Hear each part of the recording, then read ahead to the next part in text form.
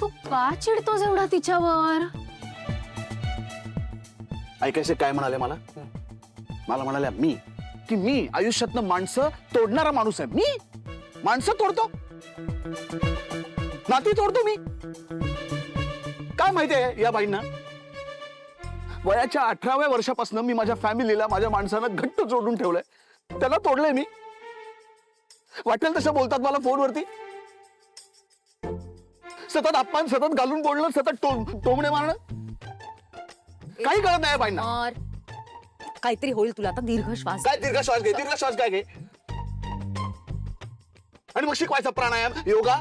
आधी चिडा लावायचं, शांत बसलेल्या माणसाला आधी उकसून उकसून चिडा लावायचं, आणि मग शिकवायचा प्राणायाम, शिकवायचा योगा. गप्पा बस,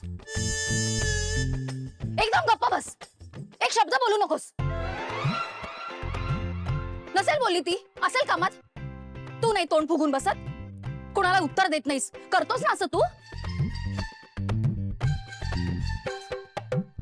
समर, तुला कळत कसं नाहीये?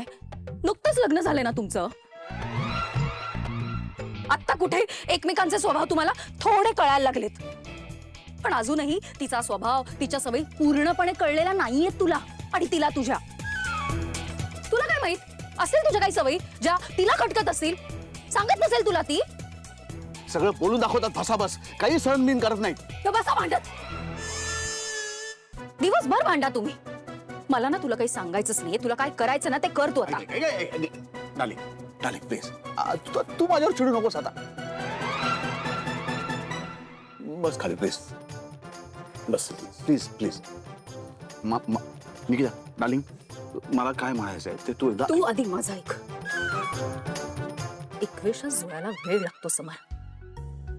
असं चिडत राहिलास ना तर तुम्हा दोघांमध्ये जो काही थोडाफार संवाद होतोय ना आता, तोही थांबेल. फुल स्टॉप लागेल.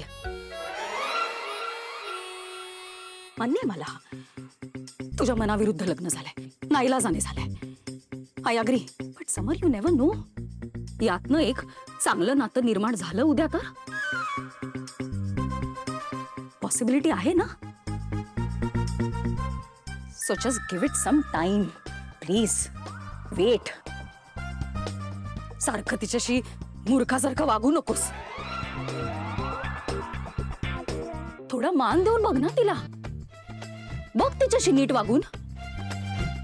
फोन ठेवायचा, चिडचिड करायची, हे चांगलं नाही दिसत समर. आणि मी म्हणते सगळं विसर. हे सगळं विसरून जा तू. पण किमान स्वानंदीच्या माहेरी तुझी बहीण राहते आता. तिच्याच भावाशी तू लग्न लावून दिलंस ना तुझ्या बहिणीचं. तिच्या भावाबरोबर संसार करते ना तुझी बहीण. ते तरी किमान विसरू नकोस. कोणासाठी केलं हे सगळं? अधिरासाठी केलंस ना तू.